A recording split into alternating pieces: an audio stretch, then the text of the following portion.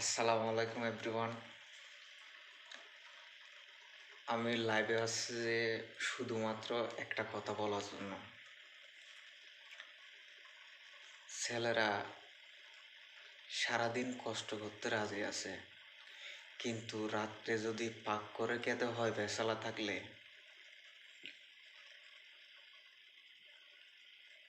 ওটা অনেক কষ্টের বিষয় হয়ে যায়। যেমন একটা মেয়ে, এর সবচেয়ে কষ্ট হয় যে একটা ছেলে প্রস্রাবের সময় এসে সাইড দুগুণ হয়ে যায় যে একটা ছেলে যখন রাত্রে পরিশ্রম করে এসে যখন নিজেকে রান্না করতে হয় রাত একটায়, তখন সব ও 4 গুণ কষ্টগুলো ওর মনে লাগে। তখন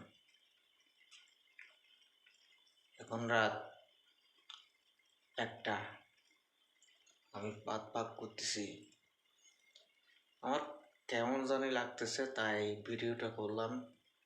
যদি ভিডিওটা ভালো লাগে অবশ্যই ভাইকে সাপোর্ট করবেন। আসসালামু আলাইকুম।